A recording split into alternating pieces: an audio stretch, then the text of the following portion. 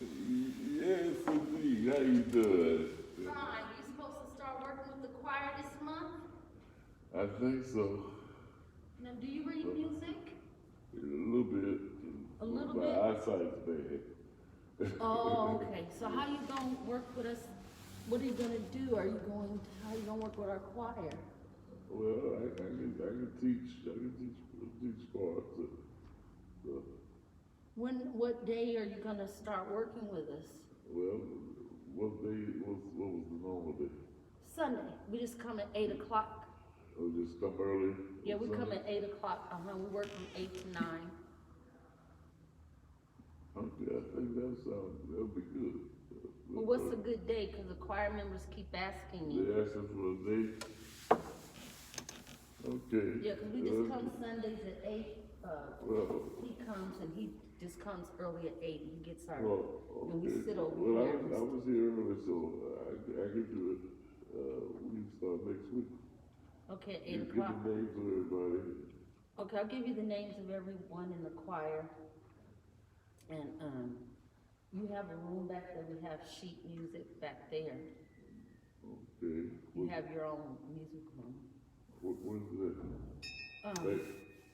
It's back here. Oh, back in I'll show there? you. Okay. Not in here, but out the doors here. Outside. And Okay. Okay. and it's a lot of the music that we play, but if you have your own songs that you want us to sing, but we have our, Yeah, in we have fact, tons of music. I have one that I recently wrote. Let me see. Is it broke up in parts Not already? yet, not yet. I'll have to.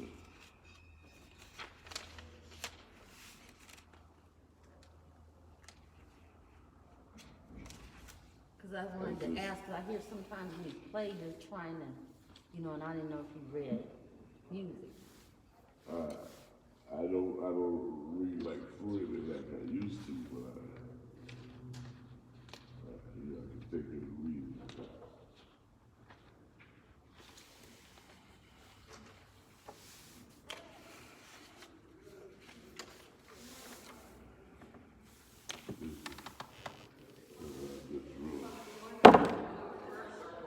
Can you, put the notes to this? Can you make the notes for us so we know our parts?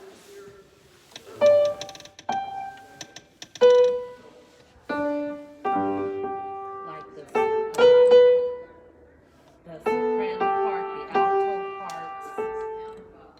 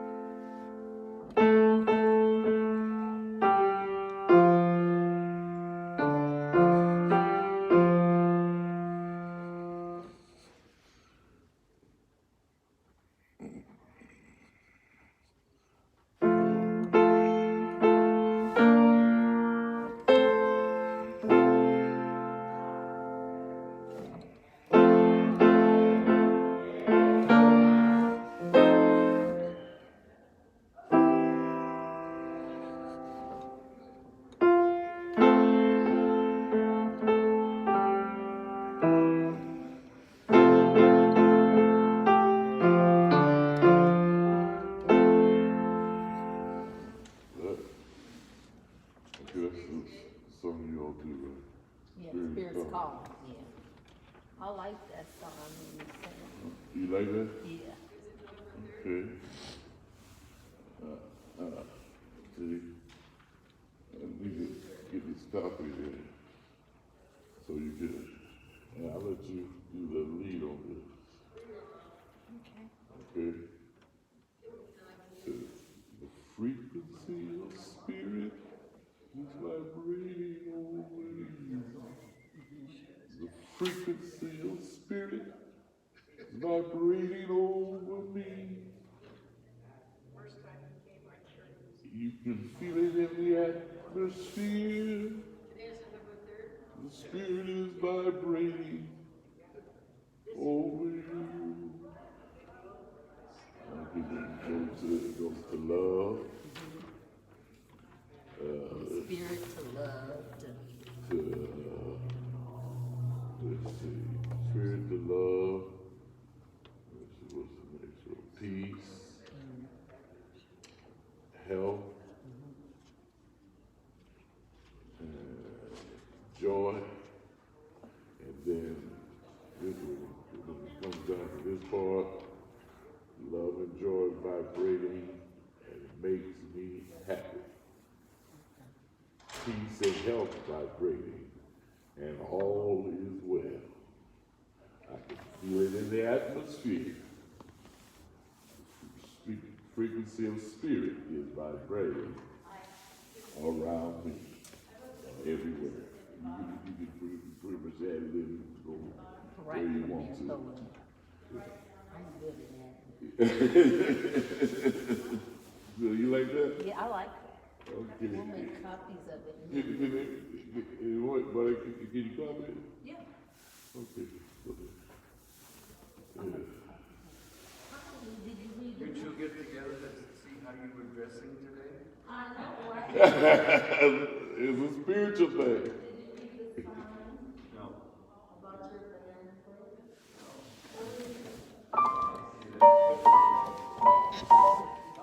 Oh, Sister Debbie. Yes.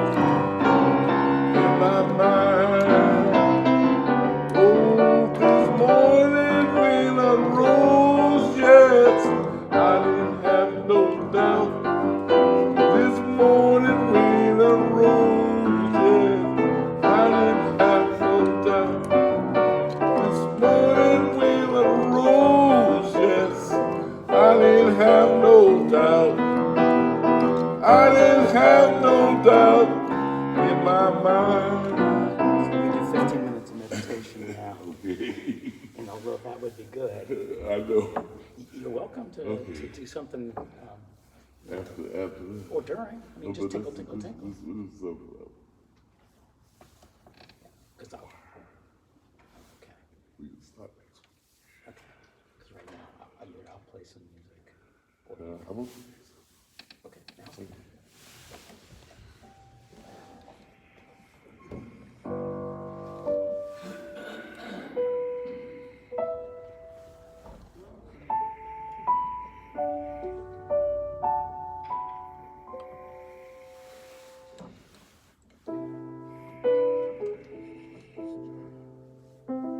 Welcome to our meditation this morning.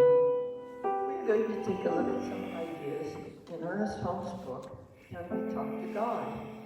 It was originally published in 1934 as the Ebell Lectures on Spiritual Science. says, the subjective law of our being is subject to our conscious use of it. Of this fact, psychology and mental science have ample proof. The subjective reactions to thought are not volitional.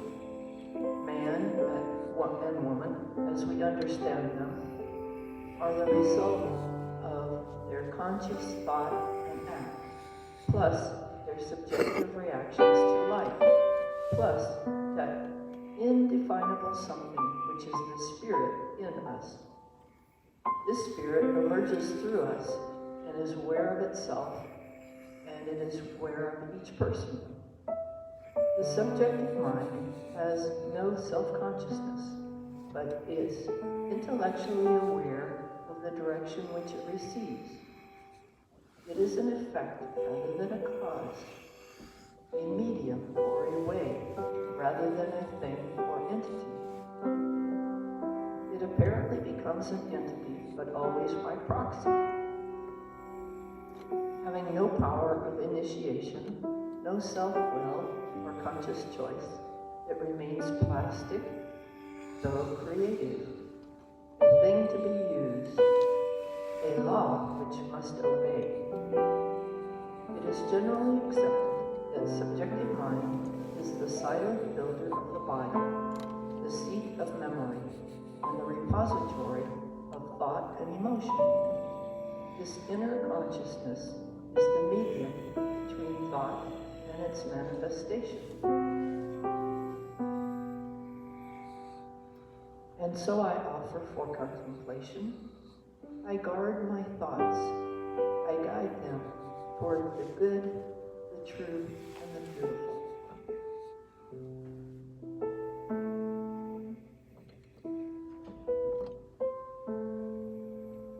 I guard my thoughts. I guide them toward the good, the true, and the beautiful.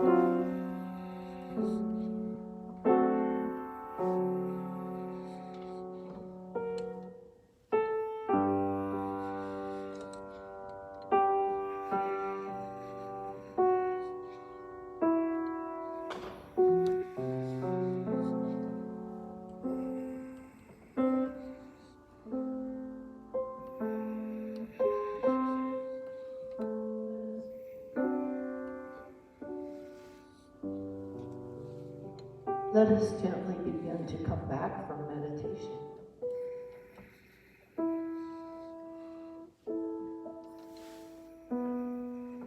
Perhaps we feel the floor and the chair that support our body.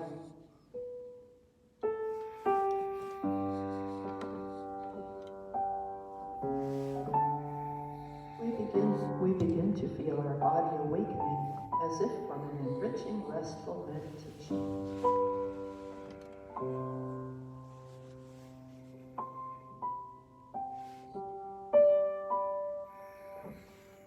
Let us now become aware of our beautiful sanctuary and the other people present.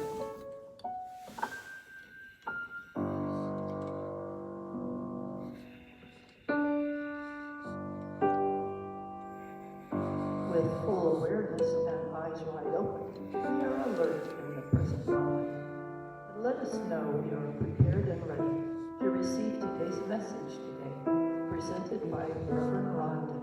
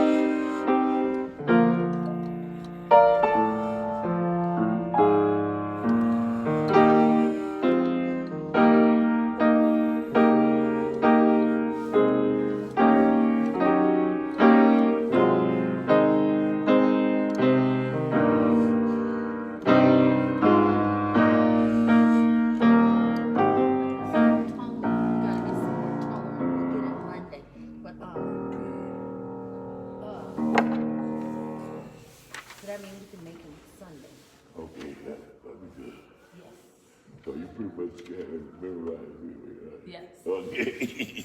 Okay, cool. There you go. Okay, sounds good.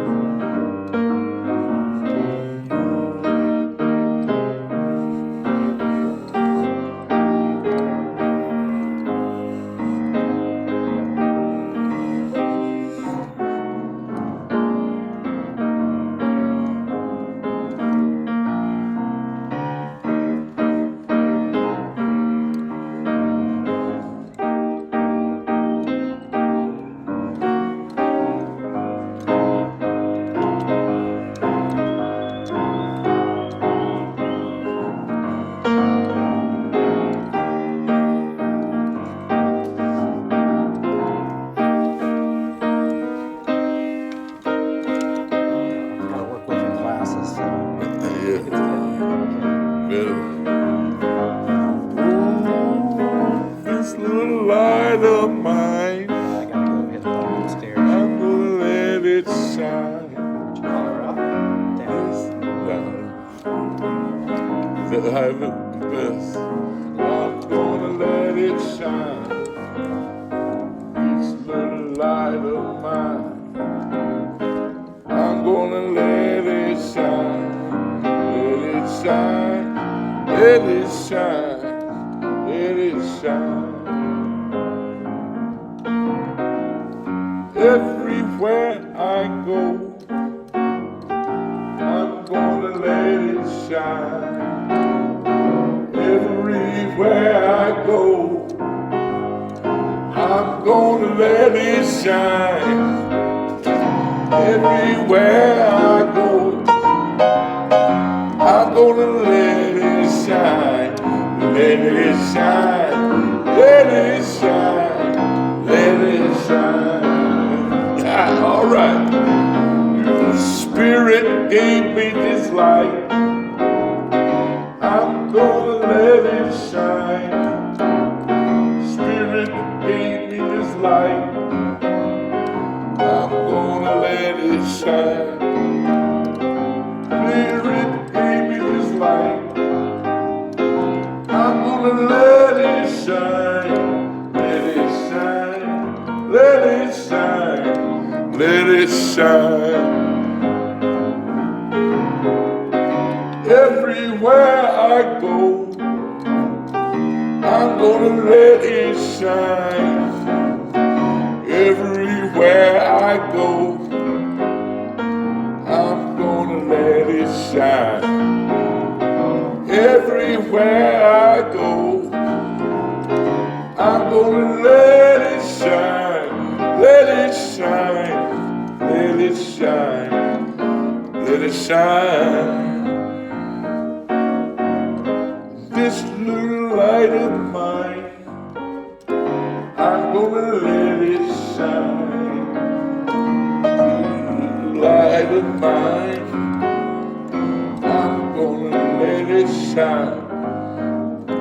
This little light of mine, I'm gonna let it shine. Let it shine. Let it shine. Let it shine.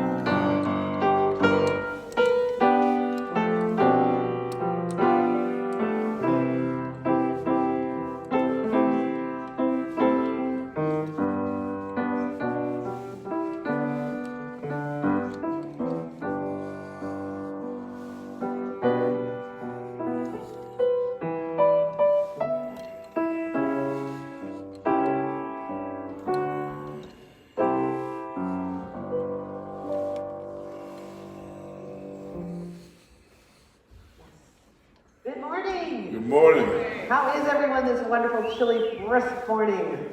Ooh, Yeah. it's good? It's good. Why don't we just stand up and get a little movement, a little bit of warmth going here? And we will start out in a holy, holy way. Right, Frank? All right.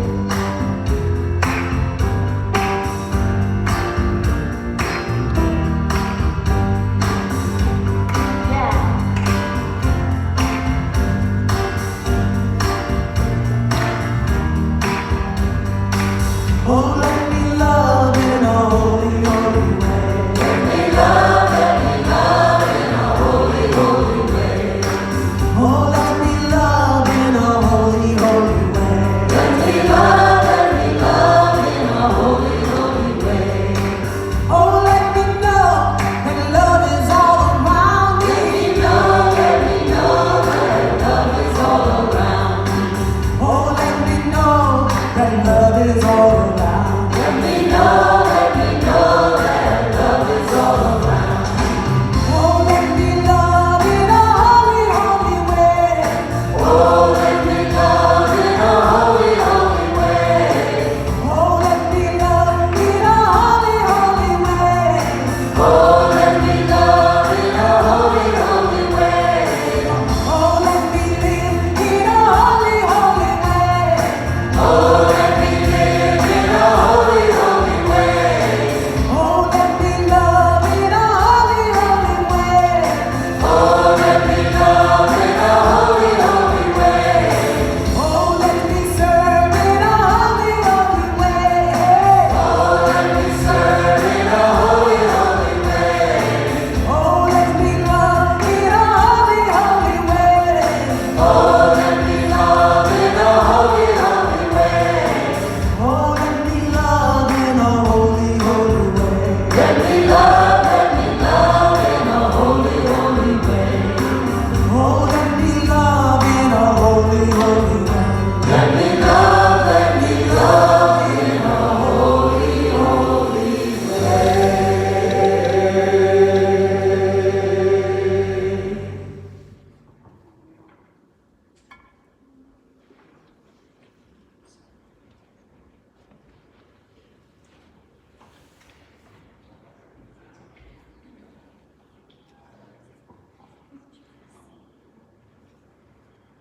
And in this holy moment, let us recognize one power, one God, one presence, one love, within and through everything.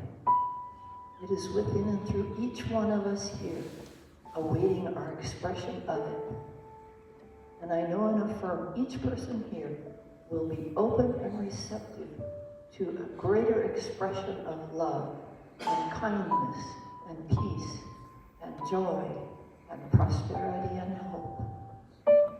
And each person here is more empowered to help create a world that works for everyone. I am so very grateful. I release this word to law. I let it be so, and so it is.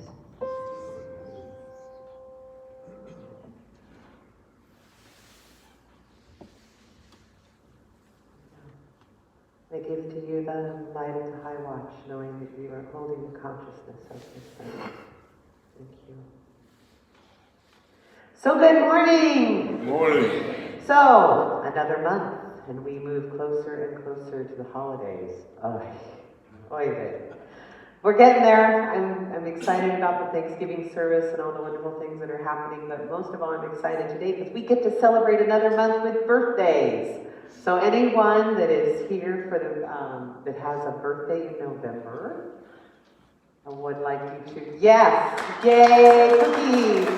All right, so how we do this, yes, Kathy, yay. So what we do is we sing happy birthday and we say we love you instead of, in place of names because of, anyway.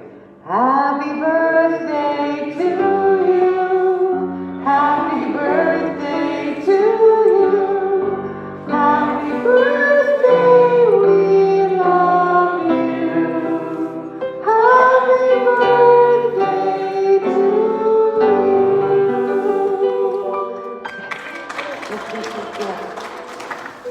And so as we begin our service, I just would like to let you know that if you need prayer for any reason this morning, please note that you may write a little love note to us, the ministers and practitioners, and we will collect this at the tithe. And if you need any type of support, please look to me or one of our practitioners who has a little stole around their neck, and we would love to sit with you for just a few minutes after service and know the truth of what is really being revealed in your life. So I just say thank you this morning for being here at the Center for Spiritual Living in a beautiful spiritual community that is a faith and a philosophy and a way of life that wherever you are on your spiritual path, you are most welcome here. So let us begin this morning by rising up and greeting each other. Yes.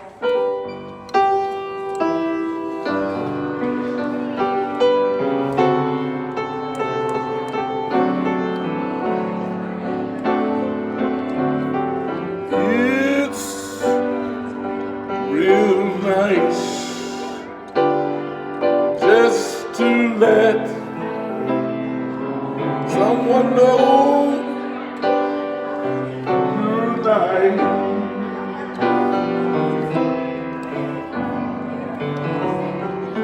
It is so nice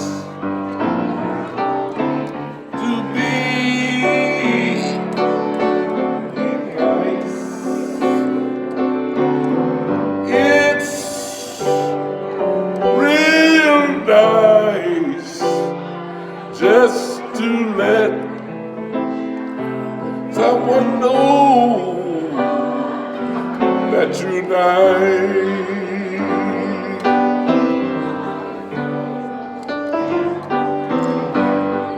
It is so nice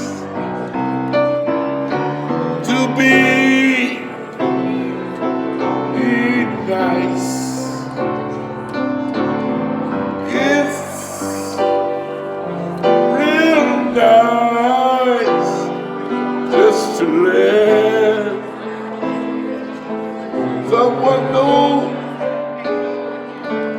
that you're nice.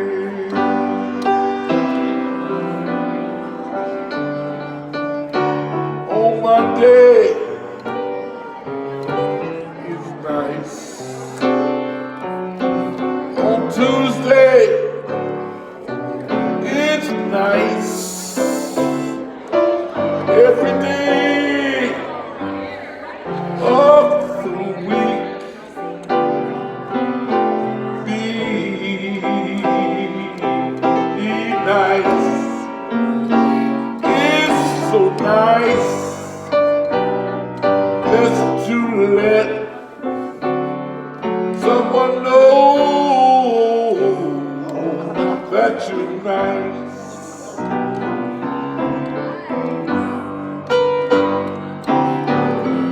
It is so nice to be nice. It's real nice just to let someone know that you're nice.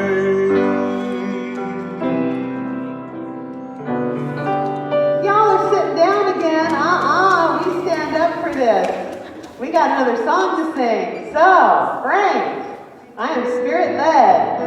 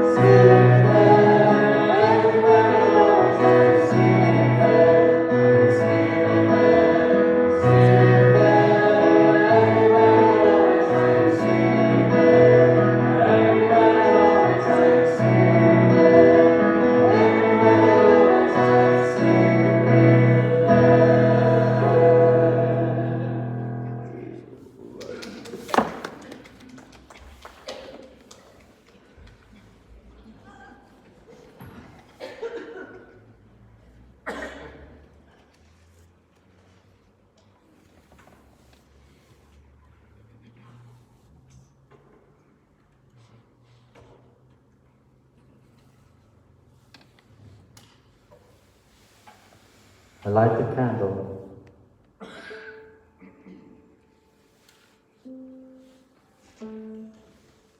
For walking in beauty. This is the Navajo prayer. O Great Spirit, whose voice speaks in the winds and in the trees, whose breath gives life to all the world, listen to your creature, hear me. I am small and weak. I need your power. I need your wisdom. Let me walk in beauty and let my eyes be glad, beholding the red and purple dawn. Make my hands touch all things you have made with love. And help my ears to hear your voice in everything. Make me wise, that I may understand the sacred teachings you have taught. Help me learn the lessons hidden in every leaf and in every stone. Oh, Wakantanka, I need power, not to be greater than my relations, but to conquer the enemy in myself. Make me ready to come to you always with a pure heart and clear eyes. So when the time comes for my life to fade away as the sunset fades, so may my spirit come to you, who is honest and without shame. Te akot I tu. Wakantanka. And so it is. Spirits calling, are you listening? Spirits calling, I am listening. Spirits calling, are you listening?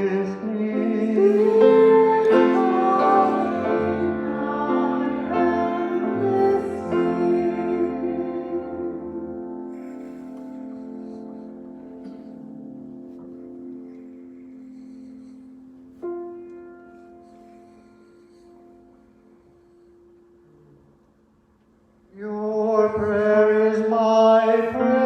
Your prayer is my prayer. Your prayer is my prayer. Your prayer is my prayer. Your prayer is my prayer.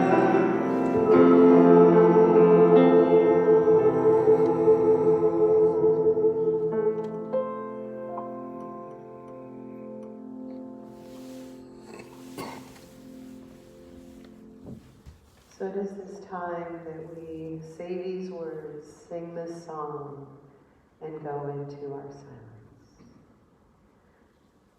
Today I recognize my divine center, knowing there is one life in and through all.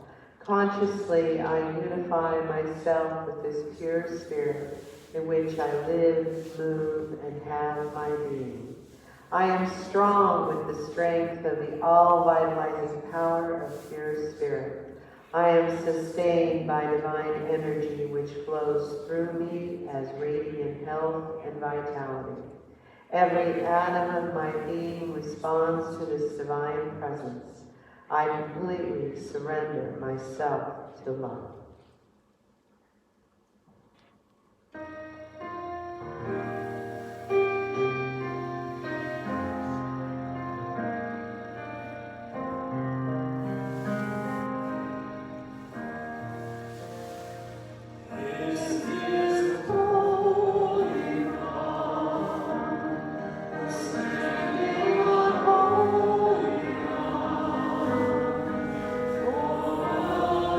Oh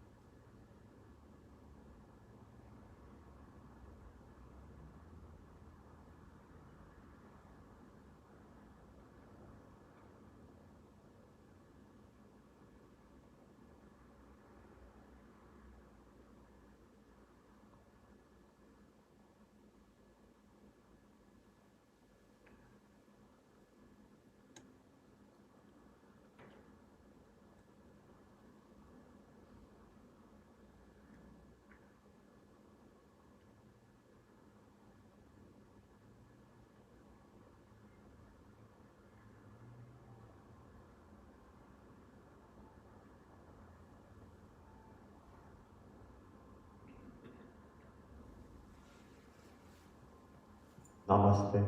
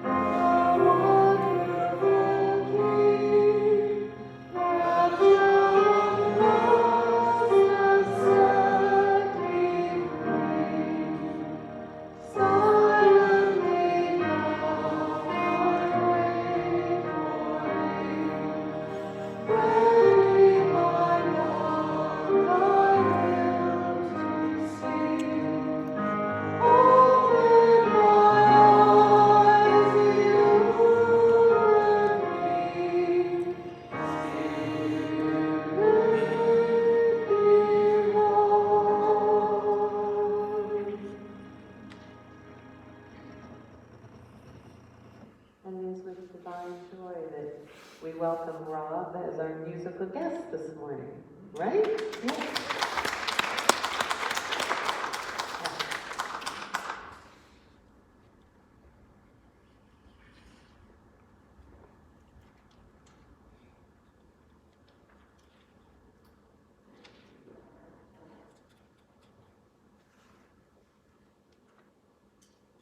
There's a certain song in our repertoire that I really love to sing.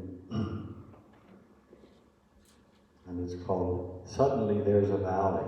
Wouldn't be more appropriate, would it?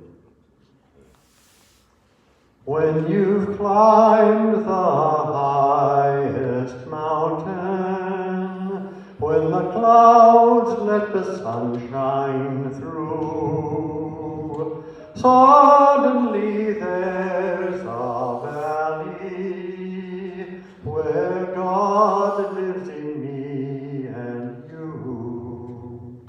When a storm hides the distant rainbow, and you think you can't find a friend, suddenly there's a valley where friendships never end. Touched only by the seasons, swept clean by the waving grain, surveyed by a happy bluebird, and kissed by the falling rain. When you think there's no bright tomorrows, and you feel you can't try again, suddenly there's a valley where hope and love begin. Suddenly there's a valley where hope and love begin.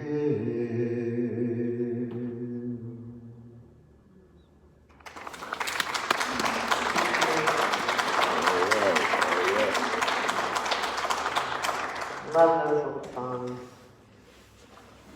But we know there are never valleys. There's a lot of hills in our life, but not a lot of valleys. Those are what we like to climb. So, I think this is a great day. Things are changing in my favor. The power of the Christ consciousness is at work in my life. Power of Christ consciousness is at work in my life. Right now. Right now. Yes, yes it is. So one of my favorite subjects is what I'm speaking on this morning, and it's called spirituality. And I get a lot of questions. It's like, what is spirituality? Or how can I be more spiritual? Or what does it mean to be spiritual? There's just all these different ways of looking at that big word spirituality. And people are often just like, what do I do with this? How am I spiritual? What can be done? Well, it's really easy. Christine.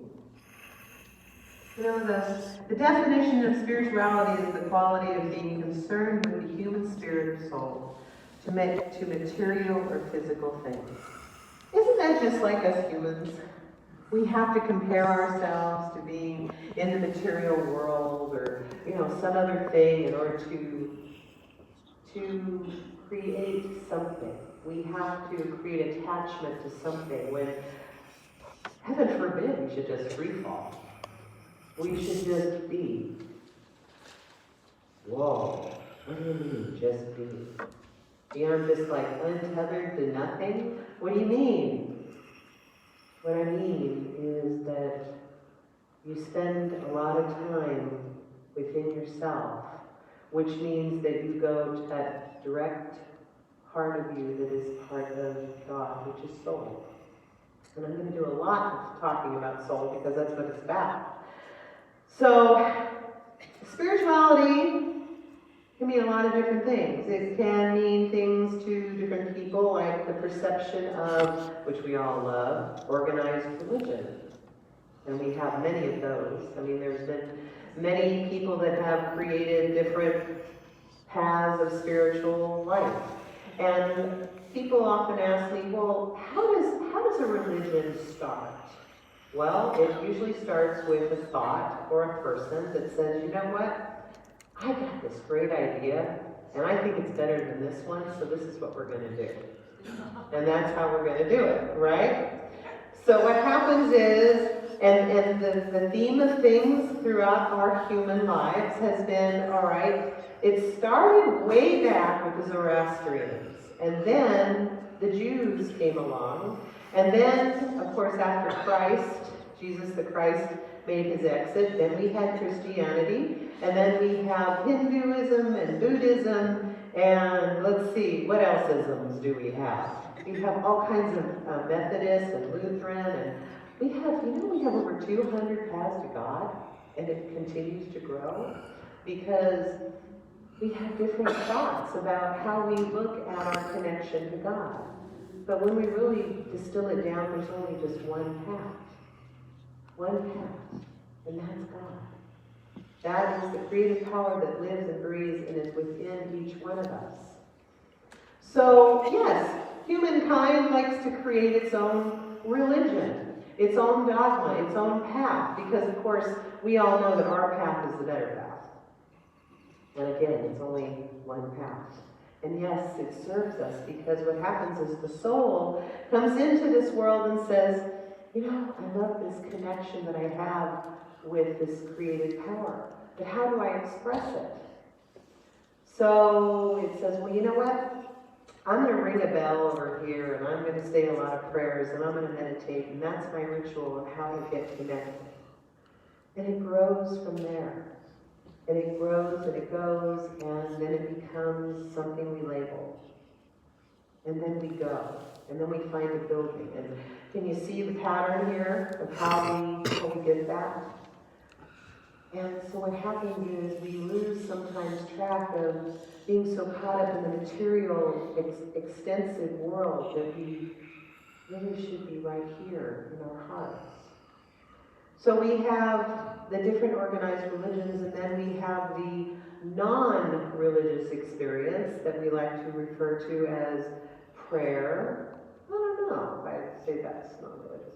Prayer, yoga, and then we have meditation, and then of course we have, which I know and love, it's called quiet reflection. And a lot of us are uncomfortable with that quiet reflection because it means that we have to be quiet. And we have to go within. And you know, all that crazy mind that we have, that monkey mind that has all these things we have to do. How can I be quiet for God when I have all these things that I have to do all the time? But that's where God is. It's right where we are. People often ask me, what is the difference between spirituality and religion? Well, religion is for those that believe in hell, or fear hell, actually, and spirituality is for those who have already been there. Have we not? Yes, right? So in Science of Mind, we look at hell. Yes, it is. Science of mind, you look at hell as error thinking. It's negative thinking. And yes, we can think of it as a physical place if you really want to create a physical place to go to. But it isn't. It's something that's made up. That's right. Because, of course, we have, and you've heard me say this many, many Sundays, I'm sure, we have to have that little character called the devil, because we have everything to blame on him. We also have to have the flames and all the drama about burning in hell. And really, it's not about that. It's really about how God loves us and our relationship to it. So hell is basically error thinking.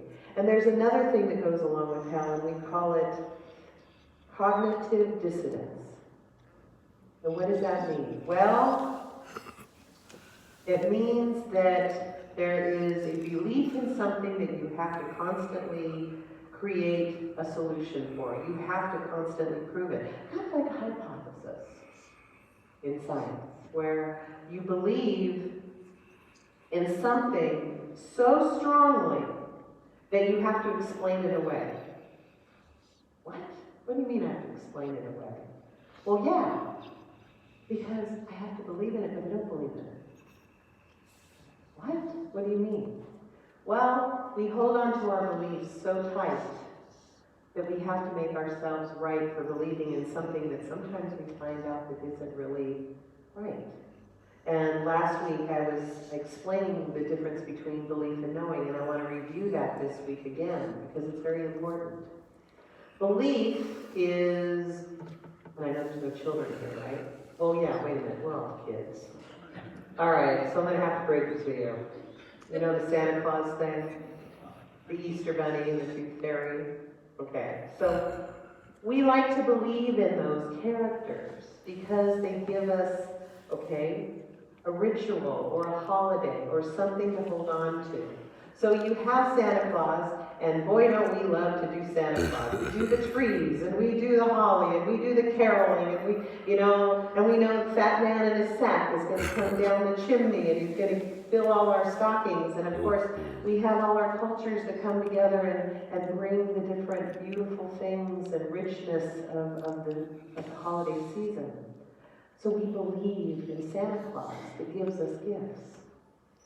And then we believe in the Easter Bunny too, and the Tooth Fairy that leaves money under our pillow when we're a kid. You know, one of the things I was thinking about is one Easter, my mom was magic, and she's still alive. And you know how kids were always trying to find out if there really is something that exists. So one Easter, she used to make us put a chair by our bedside. And what she would do is she would then put the basket of whatever she made us on the chair. So one Easter I decided to sleep with one eye open, you know, make sure I want to see if the Easter Bunny really came. And I can remember being really quiet and trying to be, you know, so she wouldn't see that I had my eyes just slightly open. And when I saw that she came in and she put the basket down, I was devastated. I was absolutely, Mom's the Easter Bunny? Oh no, how can that be? Oh my God. I can remember that feeling of just, wow. And then of course, all the other childhood things come crashing down. You know, the Tooth Fairy and Santa Claus and, you know, all those others, and you just go, maybe there isn't a Santa Claus, and maybe there isn't, you know, so, but we kind of sort of do that with our belief in our God, with our understanding. Is it really there? Is it really there, or is it not? Is it just a fantasy is it a character that we've somehow dreamed up so that we can have a reason for whatever is happening in our world, and we've labeled it God so that we can understand it? Well, it really exists. And how I know it exists is that you're sitting in it, you're sitting next to it, you're surrounded by it. This is what God is. You can label it whatever you feel comfortable with. But God is nature. God is in right where we are right now. That's all it can be. So, there is also this thing called knowing. And I want to explain that as an intuitiveness. It's like you know. When you know you're right? It's like, I know I'm right. There's no changing my mind, I just know. Or mother's intuition, you know that there's something wrong, or maybe, a friend or whatever, you just have that knowingness that there is something a little bit wonky in the universe, but there's something within you that says, this isn't right. That's what the experience of having the belief or the knowingness of that God presence within us. Ernest Holmes said spirituality is natural goodness. God is not a person. God is a presence personified in us. And spirituality is not a thing. It's an atmosphere of God's presence, goodness, truth, and beauty. So I'll tell you a little bit about the relationship between religion and spirituality. Spirituality, we ask the questions such as, where do I find meaning? Where do I find meaning? Where is it? Religion is, what practices, rites, and rituals should I follow? So spirituality, we're looking like, why is there air? And with religion, we're looking at, what do I have to do? What's in the doing that creates God? Right? We have to do something in order to receive it. You all don't have to do nothing, because it's already there. It's not in the doing. It's in the being. So, the next question is spirituality. How do I feel connected? And religion says, what is right or wrong? And that has to do with reflection. What are we reflecting? The voice of God. So how do I feel connected? How do y'all feel connected to God? How? Okay, you come here every Sunday or every other Sunday when there's not football on, and or something else, and you create a connection with whatever maybe I'm speaking about or someone else is speaking about, and the spiritual community that comes together and we break bread. That's all about connection. But the other part of it is we drill it down to where this is soul. We are a soul without the skin, connected, constantly tethered to the creative power of all that is. That's what it is. So what about the religion part, which is all the ritual, the bowl banging, and the hymns, and the alms, and all that. That's all pageantry, if you really want to know. That it makes us feel good, doesn't it? When we celebrate something, when we do something to celebrate our connection with God, we somehow feel a little bit more grounded. It's like if I bring a bowl and I go, then I'm feeling centered. I'm feeling like I can climb into that inner realm and just allow myself to be in the quietness. So there's reasons why we create rituals, is so that we can center ourselves and be present to that. So let's look at spirituality and religion as far as ethics. That's an interesting subject. Well, spirituality, how should I live? Should I go to an ashram? Should I go to a convent? Should I go to somewhere in the mountains and just be? Would that make me more spiritual? And religion is, what is true or false? Is God testing me? First of all, God doesn't give tests. How often do we feel like we're being tested? Because of course we walk through the fiery coals and say, oh my gosh, how am I going to get through this? Why is God testing me? Why do I have to go through this? Why me, God? Why not you? Why not you? You know, we often say, you know, God, why did this happen to me? Why did I have to take this on? What is going on in my life that I produced this? And of course, in the 80s in New Thought, we used to say, well, if you got a cold, what's in your consciousness? We don't do that anymore. We've gone past that. So what we're saying is, what is my growth experience from everything that I'm experiencing? What is mine to know? Everything in your life, there is a reason why it has come forth. And it's to allow us to grow through it. We are all teachers to each other, believe it or not. And whatever your experience is to share with someone else, because maybe whatever piece of the puzzle of life you have, they need. So if you're having, you know, a bad life or disease or, you know, a bad relationship or whatever, boy, do we get to know things about relationships. Don't we? But we get to the other side. And we say, I'm not going to do that again. And we learn. And then, you know, it's interesting how we share with each other about that kind of thing, what's going on with us. And somebody else says, you know, I did that. And then somebody else says, you know, I went through that too. And then, you know, you all have a little party. But actually, what you're doing is your communication, and you're supporting each other. And that's one of the things that God has created within each one of us, is compassion and love, so that we can connect to each other. You know, we're not meant to be spread apart.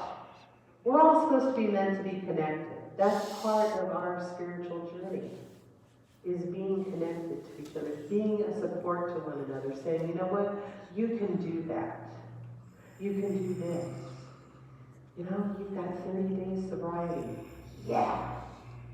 You know, you can overcome that sugar addiction, whatever it is. You can do this. We're all cheerleaders for each other. Thomas Merton said, you do not need to know precisely what is happening or exactly where it is all going. Don't we all want to know that? Okay, crystal ball, where's my life going right now? What you need is to recognize the possibilities and the challenges offered by the present moment, and to embrace them with courage, faith, and hope. That's the way we need to approach life, is I can do this. No one and nothing is against you ever. As much as you want to fight for it and you want to tell me about it, and I will listen. No one and nothing is against you. You are not a victim in this life. No one is a victim. However, you know, it's kind of an interesting thing that we always like to look at that. But we're not victims. God created us to thrive, be alive. In fact, Viktor Frankl, one of my favorite books was Man's Search for Meaning. And he told of a story where he wrote his life when being in a concentration camp and all the things that he experienced as a psychologist. And when, at the end, and when he finally was able to be released, he said, what is life's meaning? It's the meaning that you give it. And he went, are you kidding me? That's the answer? My search is over? It's that easy? Yes, that's what he learned. He learned that being in a surviving, thriving situation, that life was the meaning that he gave it in that moment. And that's what we do each and every day, is we give it meaning. Life is not measured by the breaths we take, but the moments that take our breath away. How many of us have had those moments where you just look at something and go, wow. Wow. And God is in each and every one of those moments. God is in each one of those breaths that we take. Know what we're experiencing each and every day is part of our spiritual growth. It is part of our deepest values and meanings by which we all live. And we all live differently, thank you, God. Can you imagine us all living the same life? How boring that would be. But What we are is we are all seekers. And what we are all seeking is seeking you as well. Then you're saying, what's seeking me? What do you mean, what's seeking me? I don't know what's seeking me. Oh yeah, it's hunting you down. And it's God. God wants a relationship with each and every one of us, whether it is whatever denomination we want to feel called to. The creative power of all that it is wants that relationship to stay. And yet we keep pushing it away. We keep saying, no, God, I don't need you. How many times did you say thank you, God, for getting up this morning? I bet you none of us. But we're here. How many of us said, thank you, God, that I have the ability to drive a car or get here in any way I can? How many of us said, thank you, God, for the food that was on our table this morning? Or the coffee that was in our cup if we didn't have time? How many of us have really had time to say thank you, God? Do you know that God is this amazing, devoted parent? Isn't that interesting that Jesus used to call it Abba, which was an endearment of his father, his daddy. He called it daddy because he knew that this beautiful power was what gave birth to him, and as it gave birth to each and every one of us. That's why he called it Abba. Because it is. It's the daddy of our creation, of our creative power. So when we look at ourselves and we say, well, am I spiritual or am I religious? You all are spiritual. You're all part of God. You're all part of that beautiful power that I want to call love. It's about inner peace. It's about the foundation of happiness. And it is all about our connection to love. And Ernest Holmes said, love is within us. It cannot be destroyed. It cannot be ignored. To the extent that we abandon love, we will feel it has abandoned us. How many of us often feel, well, God doesn't care? It does. It always does. Denying love is our only problem. I want to give you another word. Instead of saying problem, let's say project. Problem is, and even when you say it, problem, project. Problem is when it sounds low, doesn't it? It sounds like, oh, I got this thing I gotta do. But when you say you've got a project, isn't it a little bit better? You've got something that you're doing that's something constructive, something that's creating something within you, and it's been created within you because of God. And going back and embracing it is the only answer. Let's embrace our projects. Through the power of love, we can let go of past history and begin again. Love heals, forgives, and makes us whole. You know, we are all spiritual beings on a spiritual journey. And you really don't have to give it a label, even though we love to label things. It's really truly about God. Jesus was the one that walked among us and said, you know, this is what we're supposed to be doing, and was trying to show us the connection of God between man. And somehow we pushed it away. Somehow we decided that that's not what we needed, but yes, it's something that we absolutely crave.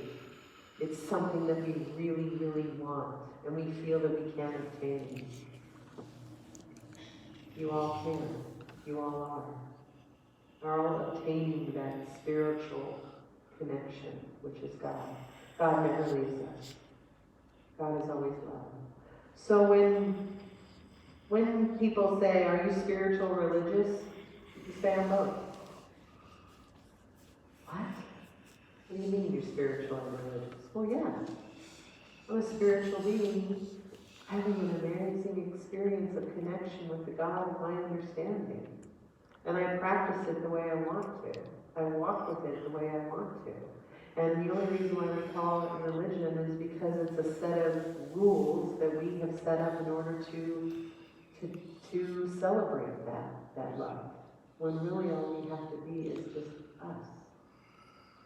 God has no conditions. It's the man or woman, humankind, that has the conditions that we put on God. And God just simply says, I love you. I love you with all my heart. And I gave you a soul because I love you so much. And I gave you a human body so that you could walk and talk and be in that experience. That's what love is allowing something to be let go, to be let free, to let it create. You know, the funny thing about our relationship with God and the connection we have to it is that, yeah, we're the activity of God. So it continues to create and go, and it's infinite.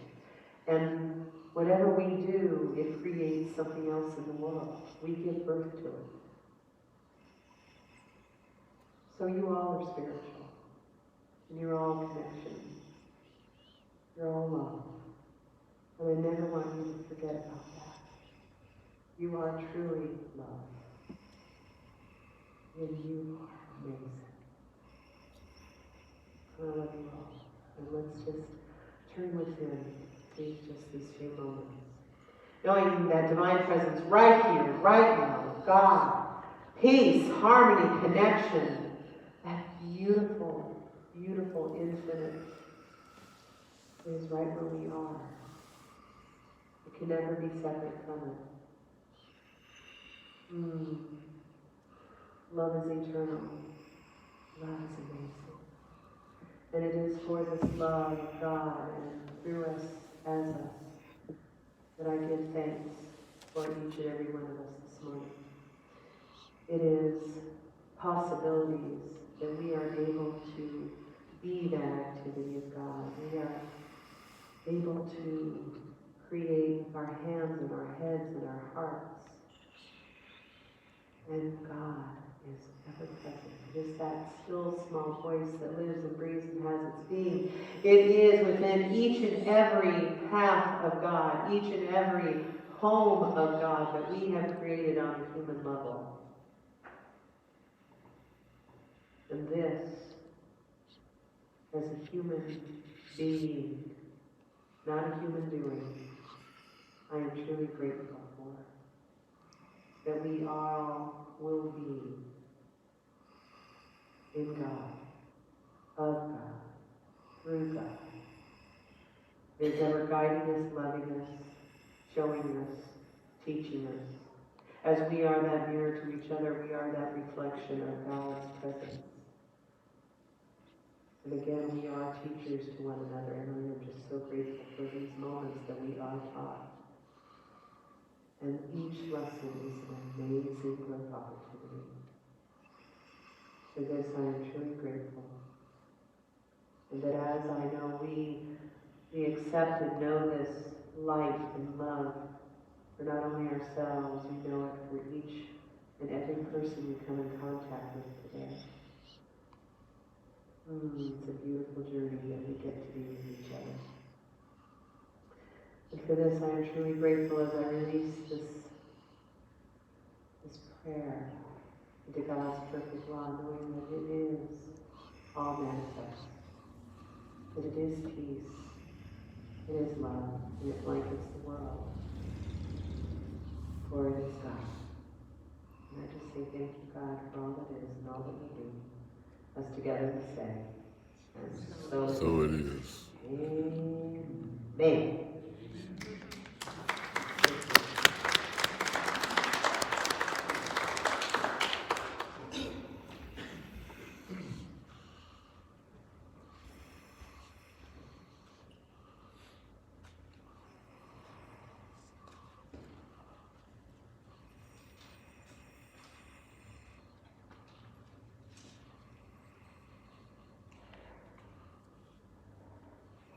This song, I would like to say, is dedicated to Sharon, our youngest daughter, at 40 years, has been married. It's remarkable. Awesome. And we're so happy Here's the song. Is this the little girl I carry? Is this the little boy at play? I don't remember growing older. When did they? When did she get to be a beauty? When did he grow to be so tall? Wasn't it yesterday when they were small?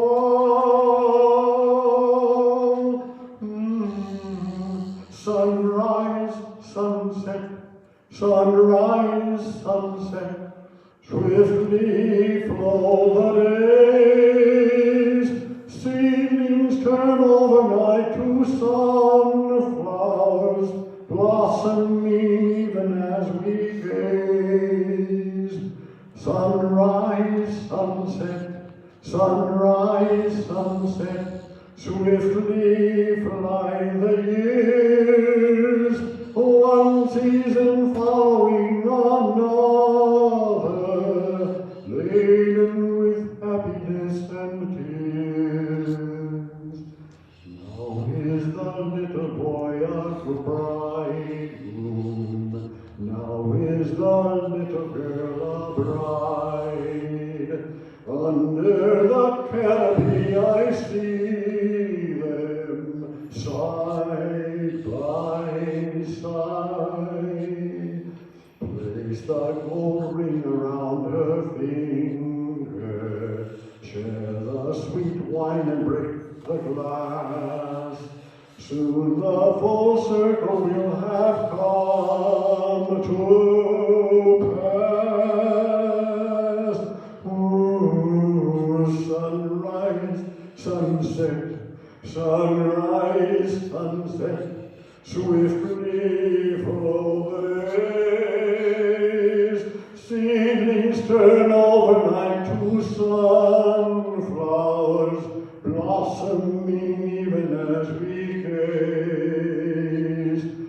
Sunrise, sunset, sunrise, sunset, swiftly fly the years. One season following another, laden with happiness and tears. All right, let's do this.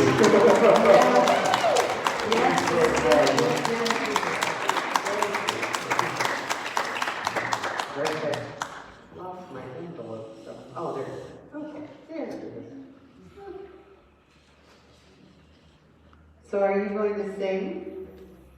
Are you going to sing at the wedding besides give the bride away? Uh-huh. I challenge you not to cry. I know, there you go. May I have your please? For Usher, And if you have any of those pink pieces of paper for prayer, please bring them out and we'll pray over them. So right now, I just ask you to hold the tithe in your hand and over your heart as we know that divine presence is in and through all that is. And as today we say, each and every day, we hold our community in prayer in the abundance of prosperity as we say these words together. Divine love, through me, blesses and multiplies all that I am, all that I have, and all that I give. Now, I am prosperous now. Yes! Okay.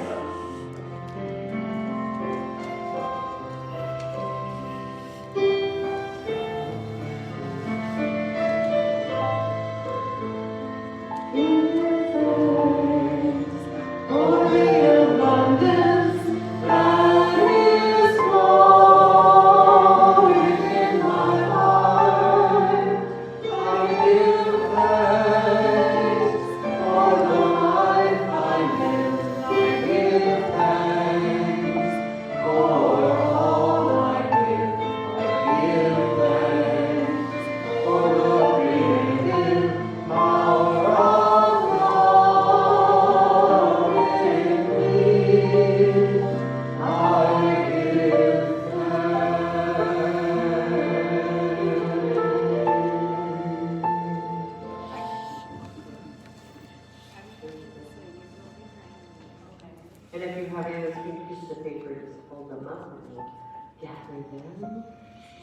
Here we go.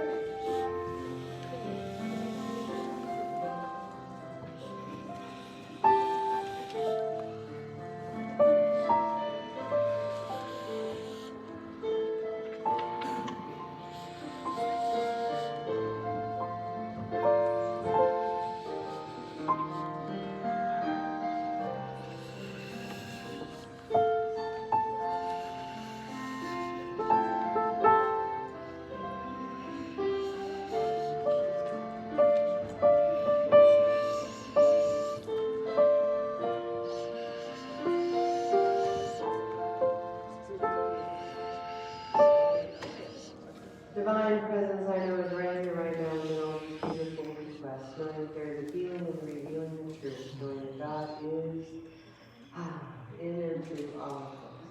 And I'm just so grateful for this and so much more, as together we say. And Sure it is. All right. You got a few things to say, Mr. Lindquist? The Course of Miracle class is on Mondays at 1:30 p.m. and the class is facilitated by Kevin and Reverend Rhonda. It's a great course, and it certainly will get you into understanding what it's all about. Science of Mind book study with Reverend Rhonda is on Tuesdays at 11:30 a.m. We're studying the book Discovering the Power Within by Eric Butterworth. And silent meditation is on Wednesdays at 11:30. That is in the conference room, and meditation takes about 15 minutes. It really helps you get through your week. Dames of Domes will have a lunch on November 11th at 11:30 a.m. The place is Milano's Restaurant. They will be planning our Christmas party. Join them in the fun. Please sign up outside the bookstore. And Dames of the Domes are also planning a trip to the Mission Inn Riverside Festival of Lights, and on December 3rd. If you haven't gone and seen that, you must go. More details are to come. Sign up outside the bookstore if you're interested. And We Are Not Alone series of videos will begin November 15th at 6 p.m. Learn about NATO's report, possibly top secret. Join us as we uncover the UFO conspiracy theories. Remember, our first annual chili cook-off is Sunday, November 17th. Sign up outside the bookstore if you're interested in getting into this. Yes, eating that chili. And the Salvation Army will be collecting coats and blankets from us on December 1st, so please donate if you can, and join us in collecting. Now, here comes something more. I do believe Renee has a few things to inform us about this morning.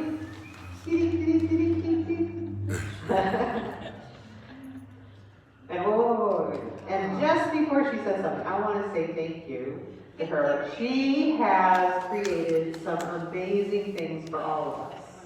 She's got a calendar, she's got, oh my God, this woman. I want to plug into her because she's got more energy than I will ever have. So, thank you. Thank you. I'm just here to talk about the chili cook-off, okay? Right now, I would love to have 5 participants. We have 3 for sure. Reverend Rhonda, the mother-daughter team of Kathy and Carrie, and of course we have Rod. So I want at least 2 more because we all know Rod's gonna win. That's a challenge. So I also wanted to let you know too that if for some reason I don't have your email address and you did not get the newsletter, the calendar, the flyers, everything else sent you, please, I'll be back there with the dames serving up lunch. Please come see me, give me your email address, or if you're a texter like I am, I can always take pictures of everything and send it to you via text. So please come see me. And also for the chili cook-off, I do have some rules here. And the rules just oh, we were just talking about Well, you know how we are. We gotta have rules.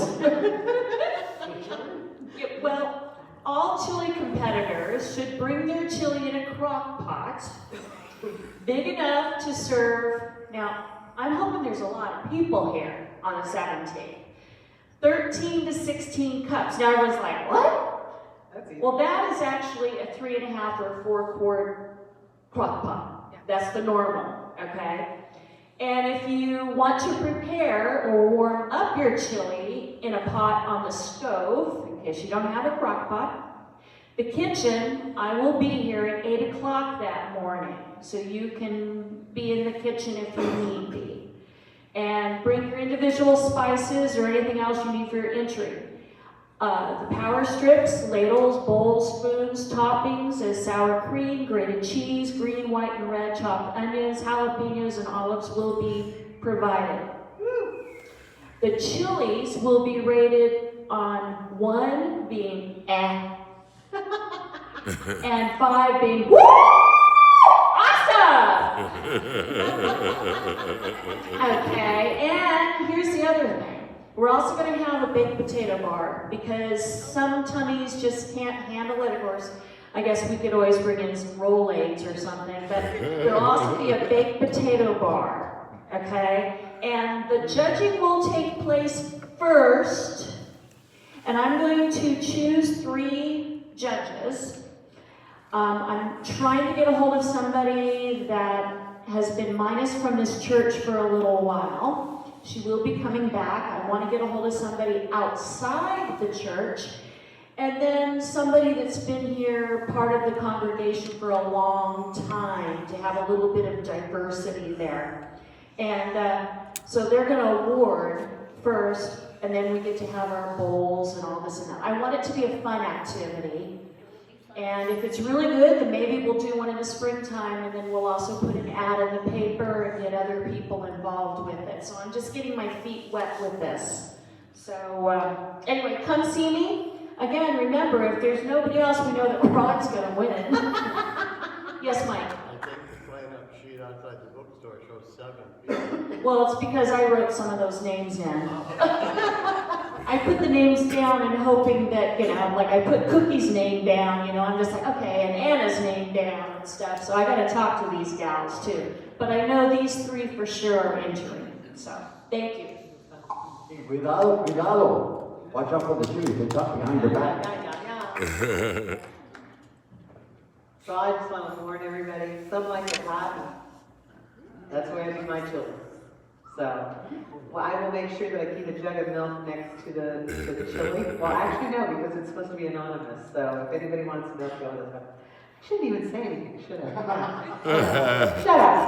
So, with that, I'm just so grateful that we were all here together in community. I know we got some good eats back there, so let's stand up, join hands across the aisle, and sing our way out of here.